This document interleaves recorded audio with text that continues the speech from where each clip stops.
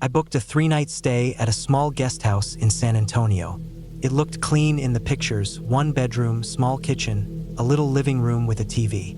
The place wasn't anything fancy, but it had good reviews and was in a quiet residential neighborhood. I was traveling alone for a work thing and wanted something simple and low-key. The listing said it was self-check-in, and the morning of the trip, the host sent me the door code, along with a short message: "Thanks for booking. Let me know if you need anything." I arrived around 4 p.m. It was warm out, mid-October, still felt like summer. The house was a small 1-story place tucked between 2 larger homes, with a narrow driveway and a tall wooden fence on both sides. There was no one around when I pulled up. I parked my rental car and wheeled my small suitcase to the front door, entered the code, click, and the door opened smoothly. Inside, everything smelled like fresh paint and floor cleaner. It was tidy, almost too clean. Not in a bad way, just like it had recently been scrubbed top to bottom. Hardwood floors, white walls, a couple of generic canvas prints hung up, landscapes, nothing personal. The kitchen was to the right, with a fridge, microwave, and small stove. To the left was the living area, with a gray couch and a small coffee table. The bedroom was straight ahead, with a queen-sized bed and a nightstand on each side. 1 small closet. Simple, modern, minimal. Felt okay. I unpacked, made some coffee, and took a shower. The water pressure was decent, hot water worked fine. After that, I walked to a nearby grocery store and picked up some stuff: eggs, bread, a frozen dinner, some snacks. When I got back, I made scrambled eggs and toast, watched some reality show reruns on TV, and just relaxed. I went to bed a little after 11. The room was quiet. The only sounds were the occasional hum from the fridge and some distant cars passing. I had the bedroom window cracked a little because it was stuffy, but the screen kept bugs out. I slept okay until around 2 a.m. That's when I heard the door open. Not knock, open. The sound was clear. First the deadbolt clicking, then the creak of the door swinging slowly. Then, about 5 seconds later, the soft thud of it closing again. I sat up fast, heart racing. I stared into the dark, trying to listen. The bedroom door was open, and from the bed I could see part of the living room. Nothing moved. No voices, no footsteps. Just that sudden, sick feeling that someone had been or was still inside the house. I got out of bed and crept slowly toward the front. Every part of me felt tight, alert. I looked into the living room. The couch, the table, the TV, nothing looked different. But then I saw the front door. It wasn't shut all the way. The deadbolt was turned to the unlocked position. The door itself was slightly ajar, maybe 3 inches, just hanging there like someone had gently pulled it to without latching it. I stood there staring at it for what felt like a full minute. My mind raced. I knew I had locked the door. I remember standing there after dinner, locking it from the inside and turning the knob to double check. I had done it. I always do. It's a habit. I walked over, slowly, and pulled the door fully shut, then locked the deadbolt again. I didn't hear anything outside. No footsteps on gravel, no car pulling away. The porch light was on, and nothing looked out of place through the small window. Still, I didn't feel safe. I walked around the house, checking every closet, every cabinet, every door and window. I even opened the shower curtain like I was in a bad movie. Nothing. It was just me. But someone had opened that door.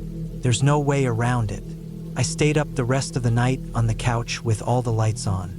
I had a small knife in my bag. I kept that nearby. I didn't sleep, just sat there, wide-eyed, switching between news channels and trying to convince myself I was overreacting. That maybe I hadn't locked the door after all. That maybe it didn't close all the way when I came in. But deep down I knew that wasn't true. When the sun came up, I made coffee and sat at the table trying to figure out what to do. I felt tired, drained, and uncomfortable in my own skin. Around 8 a.m., I messaged the host through the app. I kept it calm, just said something like, "Hey, I heard the door open around 2 a.m. It was unlocked when I checked. I'm sure I locked it the night before. Just wondering if there's any chance someone else has access." About half an hour later, I got a reply. The host wrote, "We sometimes have maintenance stop by. They have the code. but they definitely shouldn't be there at night. I'll check with them. Sorry if that spooked you. That was it. No follow-up, no call, no further explanation. I sat there staring at that message. Maintenance, with the code, but not supposed to come at night. I don't know what freaked me out more. That someone had come in unannounced while I was sleeping, or that the host seemed to brush it off like it wasn't a big deal.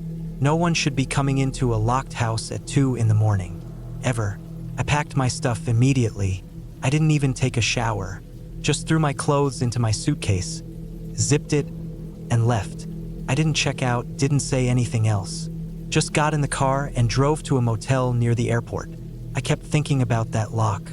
It was an electronic keypad, there wasn't a keyhole.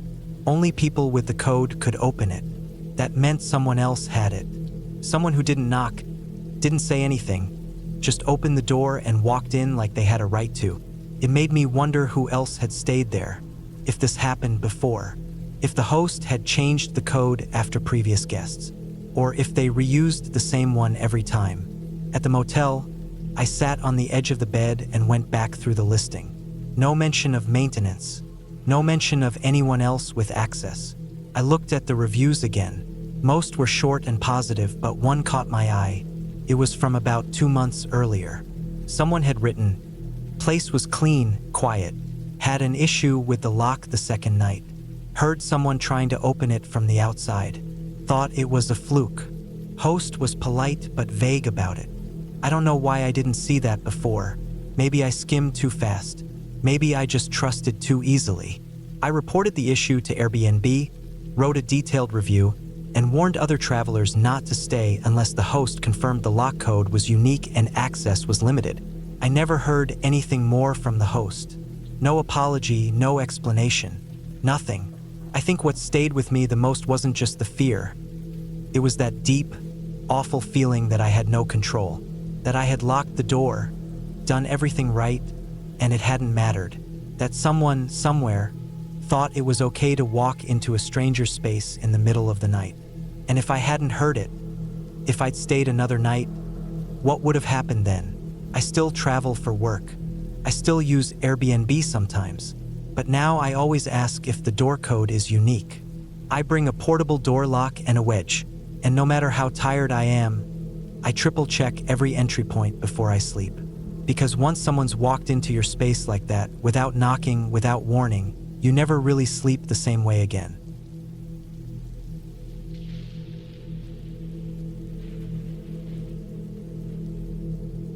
I needed a cheap place to stay in LA for a short work trip.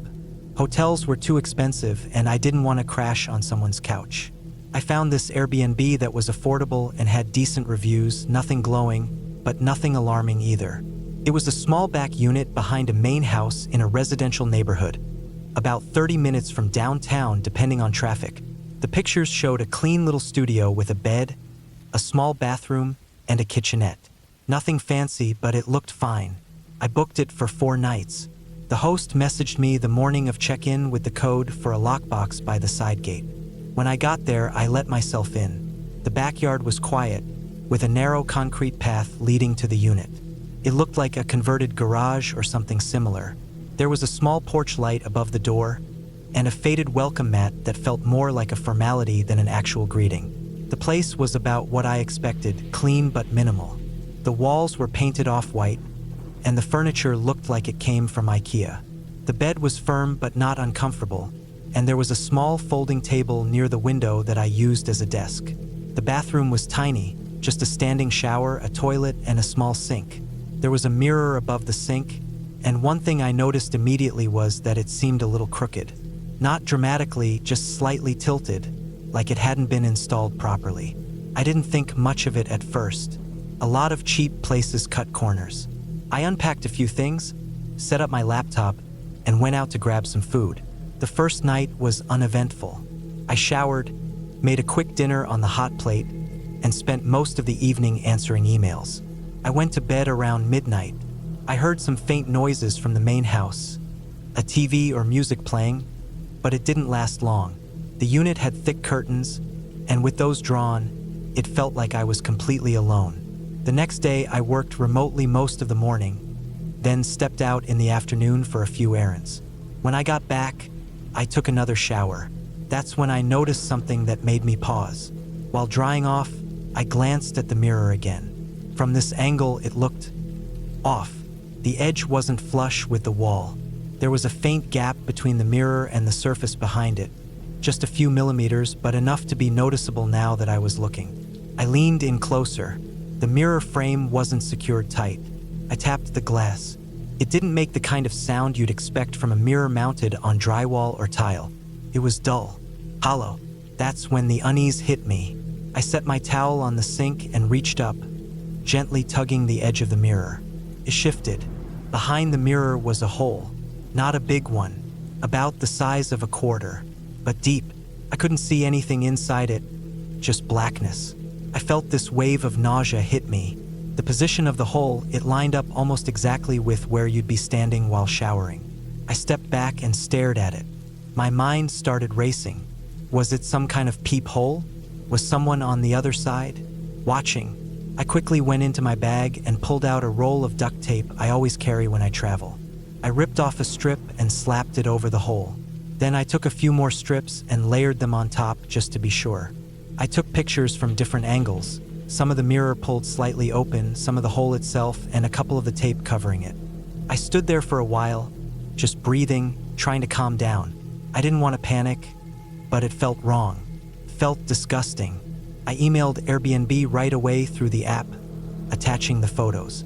I told them what I found, explained the location of the hole, and emphasized how invasive it felt. I also sent a message to the host, mostly just to document everything. A few hours later, Airbnb responded saying they were escalating the situation. The host eventually replied, saying something like, "Asterisk, we didn't install that mirror. It's been like that since we bought the place. Asterisk, that was it. No apology, no concern, just brushing it off." That night, I didn't sleep well. I kept thinking about that hole. Even though I had covered it, the thought of someone possibly watching me in such a private moment, it made my skin crawl. I kept replaying everything in my head. How long had it been there? How many other guests had stayed here? Were there hidden cameras? I scanned the whole unit for anything that looked suspicious. I checked the smoke detector, the power outlets, the light fixtures. I even turned off all the lights and used my phone flashlight to look for lens reflections. Nothing obvious, but that didn't make me feel better. I stayed up most of the night, sitting on the bed with the lights on. I kept checking the backyard through the blinds, half expecting to see someone standing there, watching, but the backyard stayed dark and quiet. By morning, I was exhausted. I checked the Airbnb listing and noticed it had disappeared. I tried to find it through my booking page, but it said the listing was no longer available. Later, I got another message from Airbnb saying the host had been removed from the platform and the listing had been permanently taken down. They offered to relocate me and refunded my stay. I moved into a hotel the same day. It wasn't great, thin walls, overpriced, but I felt safer, more anonymous, less watched. That hole haunted me. Even after I left LA, I kept thinking about it. I kept imagining someone behind the wall, sitting in the dark, watching strangers, watching me. I'd think back to those first 2 showers, to how exposed I had been, completely unaware. I tried to rationalize it, telling myself maybe it was just a weird construction mistake. Maybe the host really didn't know. But I didn't believe that. The mirror had clearly been placed to align with the shower. The hole had been drilled at eye level. It wasn't random. Someone had done that for a reason. I still have the photos on my phone. I thought about deleting them, but I can't. Part of me wants to forget the whole thing ever happened. But another part of me needs to remember, needs to stay cautious, more careful next time. Since then, I always check the mirrors in every place I stay. Hotel, Airbnb, doesn't matter. I knock, I tap, I try to shift them. I check every outlet, every vent. I don't care if I look paranoid. I don't care if people think I'm being dramatic, because the worst part isn't what I found. The worst part is not knowing for sure if anyone was watching me, or if they ever stopped.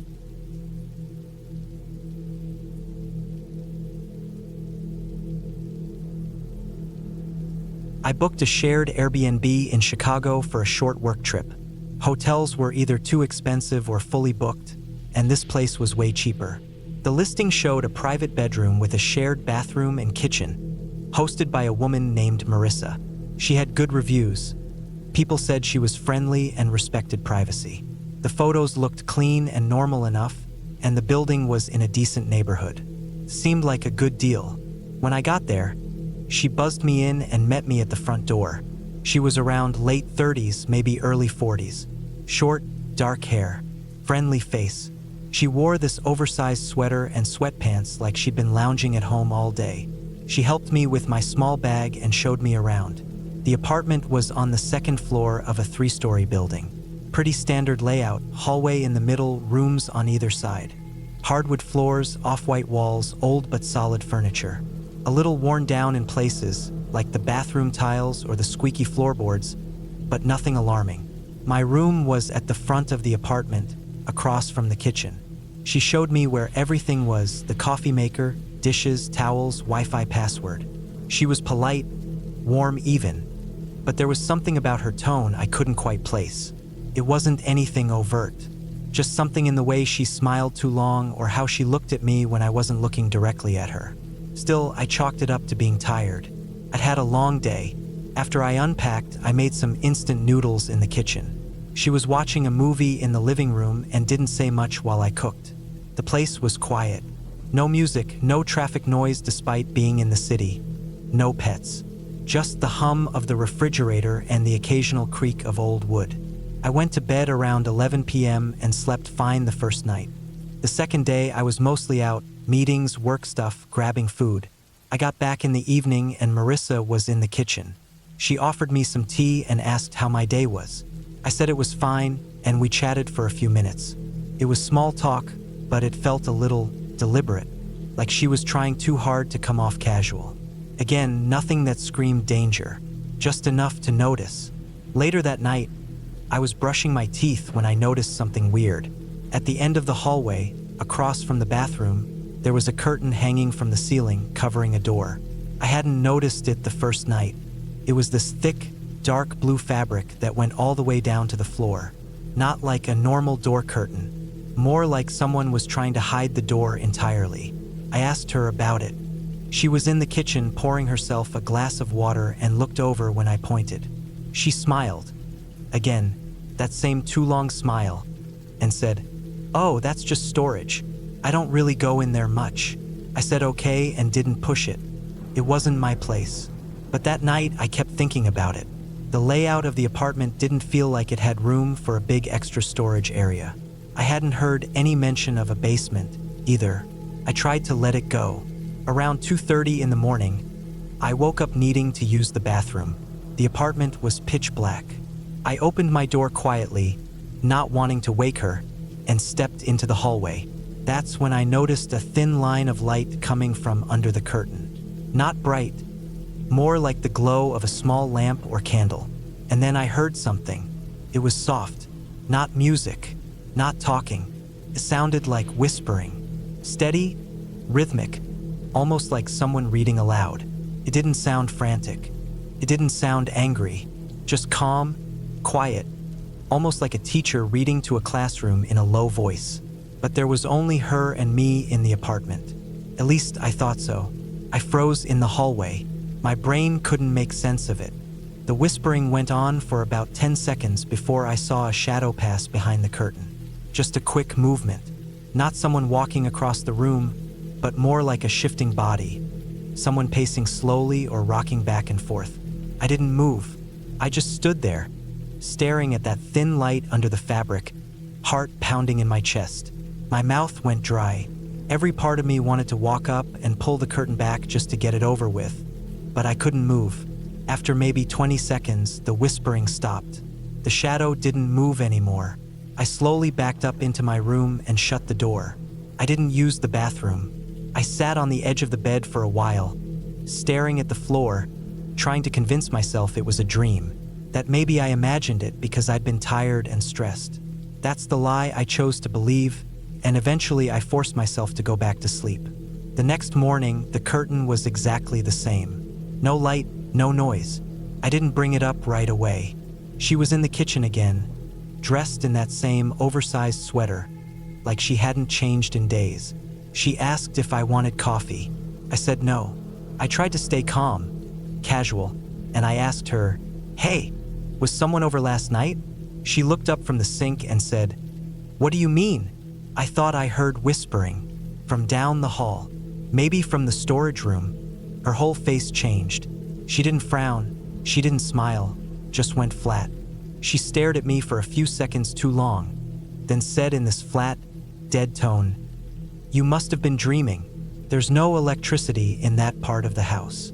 I didn't respond. I just nodded and grabbed a granola bar from the counter. I couldn't finish it. My stomach was in knots.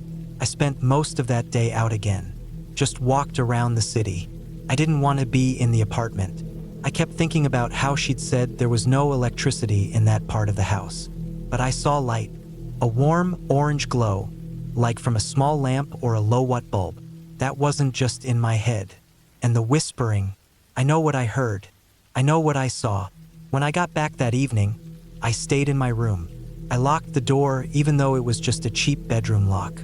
I didn't use the bathroom that night. I didn't eat. I just lay there waiting for morning. I didn't sleep. Around midnight, I heard the floor creak in the hallway. Slow, careful footsteps. They stopped outside my door. No knock, no voice, just silence. I lay there holding my breath. Then the footsteps moved away, slowly, back toward the far end of the hall. The next morning, I packed my stuff. I didn't say goodbye.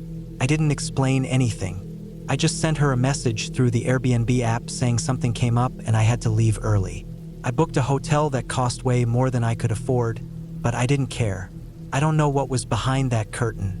I don't know who or what she was whispering to, or if someone else was staying there without my knowing. But I'm sure of two things. There was someone or something behind that curtain, and she lied to me about it. Maybe it was a family member she kept hidden. Maybe it was something darker. I don't know. I didn't want to find out. I never booked a shared Airbnb again after that. Not once.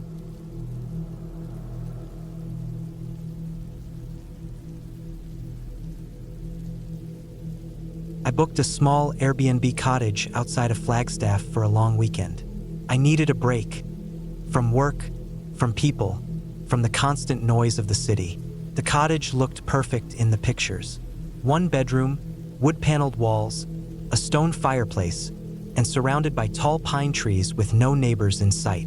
It was about 20 minutes outside town, just far enough into the woods to feel secluded but not totally off-grid. It had running water, electricity, and Wi-Fi, which I didn't plan to use much. I wanted peace and quiet. No emails, no phone calls, just a few days to breathe. I arrived in the afternoon. The road leading there was a narrow dirt path off the main road, winding through trees and rocky patches. I passed maybe 2 other houses along the way, but the cottage itself sat at the end of the lane, almost swallowed by forest. When I parked and got out of the car, the first thing I noticed was how quiet it was. No cars, no voices, just the sound of wind moving through pine needles and the occasional creak of a branch shifting. It was the kind of silence that made you pause. Inside, it smelled like old wood and a little like dust, but it was clean. There was a small kitchen with basic appliances, a table by the window, a couch, and a single hallway leading to the bathroom and bedroom. Everything was neatly arranged, nothing fancy, but it had a lived-in, cozy feel. There was even a shelf of books, mostly mystery novels and old paperbacks, and a guest book sitting beside them with a pen clipped to the cover. The first night went fine. I made some pasta, watched the fire crackle for a while, then went to bed early. The silence outside was deep, not unsettling, just different. No sirens, no dogs barking, no hum of traffic. Just the steady sound of the wind and an occasional thump when a pine cone or branch hit the roof. The second night was when things started to feel off. I'd spent the day hiking a nearby trail and got back around 5. My legs were sore, but it felt good. I made some tea and sat outside on the small porch for a while, watching the trees sway. At dusk, the forest started to shift. Shadows stretched out longer. The sky turned a deep orange, and the temperature dropped quickly. I went back inside and closed the door, locking it out of habit even though it didn't seem necessary. There was no one around for miles. Later that evening, around 10, I was brushing my teeth in the bathroom. The mirror was old and slightly foggy, the kind that doesn't show your reflection clearly unless you're standing close. I leaned in, scrubbing my teeth lazily, already half tired, when I heard it. "Jason," it was said softly from outside the bathroom window. I froze, toothbrush still in my mouth. My hand stopped mid-motion. My first thought was that I had misheard something. Maybe a branch moved weirdly, or some sound from the woods got twisted by the wind. But then it came again. "Jason," clear, low, and unmistakably my dad's voice. My dad had been gone for 5 years. It was like being punched in the stomach. I just stood there, paralyzed, mouth full of foam, heart pounding so hard I could feel it in my throat. The voice didn't come again, but I didn't wait. I rinsed my mouth quickly, ran to the front door, unlocked it, and stepped outside barefoot onto the porch. The night air was freezing. The sky was almost completely dark now, stars scattered overhead. The porch light buzzed softly above me, casting a pale glow out into the first few feet of trees. Beyond that, just blackness, deep forest shadows that swallowed everything. I stood there, staring into the woods. Nothing moved. No sounds, no footsteps, no voice. "Dad," I said, my voice barely more than a whisper, but even saying that felt wrong. He was dead. I'd been at the funeral. I'd helped scatter his ashes.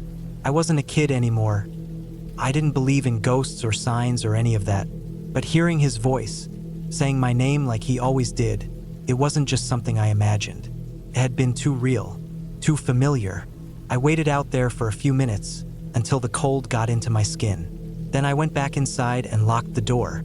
Every lock, even the little one on the bathroom window. I turned off all the lights and lay in bed, wide awake, ears straining for every sound. I didn't sleep much that night. In the morning, I told myself I had probably been overtired. I'd hiked all day. Maybe I dozed off and had one of those vivid half-dreams while brushing my teeth. It happens. The brain's weird. I tried to convince myself of that as I ate breakfast, but something still felt wrong. I had the whole day ahead of me, but I couldn't relax. I sat on the porch again, but I kept glancing toward the woods. I tried reading one of the books from the shelf, but kept losing my place. Every creak in the walls, every groan of the wind made my skin crawl. It was like something had shifted, like the forest had become aware of me. In the afternoon, I remembered the guest book.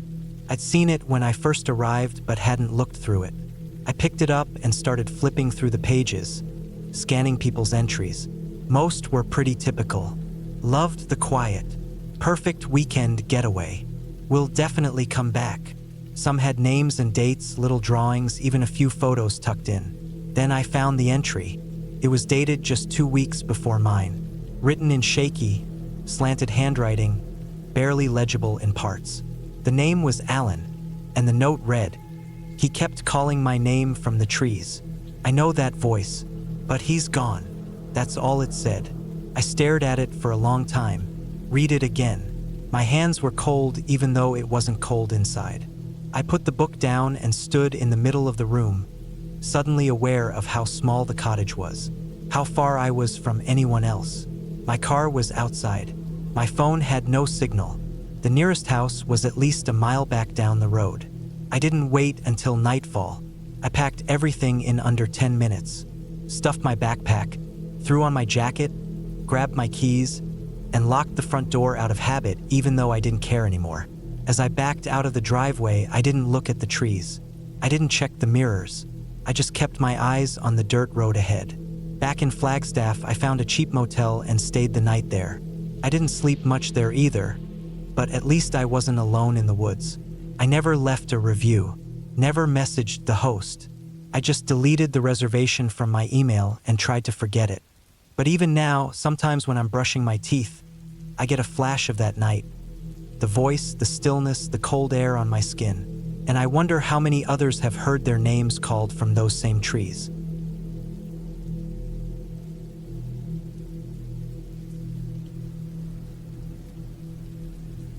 I booked a 5-night stay at an Airbnb in Denver while I was in town for a freelance job. It was a duplex in an older neighborhood, not too far from downtown. The listing said it was the top floor of a house with a private entrance. The host lived downstairs. The photos looked fine, basic but clean. It had a small kitchen, a bedroom, a bathroom, and a little living room. Nothing fancy, but I wasn't expecting much. I just needed somewhere quiet where I could work and sleep. The check-in was contactless. The code worked, and when I got inside, everything looked just like the photos. The floors were original hardwood, kind of creaky but not in a bad way. The walls were painted white, and the furniture was a mix of old and new, kind of thrown together but not dirty or gross. It smelled faintly like wood and something herbal, maybe the cleaning products she used. There were no weird stains or anything, which is always my biggest concern with Airbnb places. I dropped my bags and did a quick walkthrough. There was a small hall that led from the living room to the bedroom and bathroom. The ceiling sloped slightly in the bedroom, like there might have been an attic above it at some point, but I didn't see any obvious access panel or door up there. The windows were old style, the kind that rattle a little when the wind blows. I unpacked a little, ordered takeout, and settled in. That first night was uneventful for the most part. I watched something on my laptop and went to bed a little before midnight. The place was quiet. The occasional sound of a car outside or someone walking their dog, but nothing unusual. I fell asleep pretty fast. Around 1:30 in the morning, I woke up to this faint creaking sound. At first, I thought maybe I'd imagined it, like I'd been dreaming and the sound carried over into being half awake. But then I heard it again. It sounded like slow footsteps, not in the hallway, not in the apartment, but above me. I laid there listening, heart rate picking up. There were 3 or 4 steps, then nothing. Then again, a few more, slow and uneven, like someone walking slowly in boots or heavy shoes. I reminded myself that maybe there was an attic. I hadn't seen access to it, but that didn't mean it wasn't there. Maybe someone was up there. Maybe it was a shared attic. I didn't love the idea, but I wasn't ready to panic either. Eventually the sounds stopped and I went back to sleep. The next morning, I checked the ceiling more carefully. There was no attic hatch, no pull-down stairs, no access door I could see. It was just the regular ceiling. I looked in the closet too, just in case it was hidden, but nothing. I wasn't sure what to think. I shrugged it off and spent the day working on my laptop at the little kitchen table. The internet was fast, which was good. I didn't see or hear the host all day, though her car was parked out front. That night, I went to bed around the same time. I was still thinking about the noise, so I stayed up a bit scrolling on my phone just to make sure I was awake in case it started again. Sure enough, a little after 2 a.m., the creaking began. Same as before. It started faint, almost like I was imagining it, but then it got clearer. 5, 6 slow steps, then a pause, then more. Always directly above me, almost like someone was pacing. The ceiling didn't sag or shake, but I could feel the sound in my chest. It wasn't squirrels. I've lived in old buildings. I know what raccoons or squirrels sound like. They scamper and scratch. This was different. These were steps. Human steps. I got up, walked around a bit, even opened the bedroom window just to breathe some cold air. I stood there trying to decide if I should do something. But what was I going to do? Call the host and say, "I think someone's walking around above me in your attic?" Felt stupid. I was renting from a stranger in a city I didn't know. The last thing I wanted to do was accuse someone of hiding a person in the attic or something insane. I waited until morning and finally knocked on her door around 10. She answered, seemed normal enough. Mid-40s, probably. Hair tied back. She was polite but kind of stiff. I told her I'd heard something above my unit both nights. Footsteps, I said. Slow. Heavy. I asked if there was an attic or maybe someone else living up there. She just smiled lightly and said it was probably squirrels. "It's an old house," she added, like that explained everything. Then she gently closed the door before I could ask anything else. I didn't believe it. It didn't sound like animals. I could feel the weight of it, the rhythm. But what could I do? It wasn't illegal to have an attic. Maybe she just didn't want to admit it was accessible. Maybe she had storage up there. Still, it kept bothering me. That night, I decided to record it. I set my phone to record audio and placed it on the nightstand. I kept the lights off, laid back, and waited. The creaking started again a little before 2:30. Same pattern. Step, pause, step, step. A longer pause, then again. It lasted almost 20 minutes this time. I stayed still, breathing slowly. I didn't move, didn't speak. It was somehow louder now. Then, for a second, I heard what sounded like a door creaking open, like something unlatched. Then silence. No more steps after that. In the morning, I played the recording. I didn't expect to hear much, maybe just faint creaks, but it was all there. The slow pacing, the uneven footfalls. Then, clear as day, the sound of a door opening, wood dragging slightly, and a long, steady inhale, like someone taking a breath through their nose, right above me. Not quick breathing, not panicked, just slow, calm, close. Chilled me in a way I hadn't felt before. It was different hearing it than experiencing it. Something about the distance between the event and hearing it made it worse. I played it back 3 times. Same thing. That was it for me. I packed my bag and left within the hour. I didn't wait around. I didn't message the host. I didn't leave a review. I got in my car and drove to a hotel near the airport, even though I wasn't flying anywhere. I just needed to be around other people. A lobby, security cameras, something that felt solid. I kept thinking about the way the breathing had sounded. Not stressed, not rushed, just like someone was calmly standing above me, watching me sleep, or listening. I don't know. I never figured out if there was actually an attic, or if someone had somehow accessed a crawl space or something else hidden. I didn't care to investigate. I just wanted to leave. I checked out 2 days early, and I never looked back. I still have that audio recording. I don't listen to it anymore, but I haven't deleted it either. It's proof, at least to me, that what I heard wasn't in my head. Someone was up there. Not an animal. Not the house settling. Someone.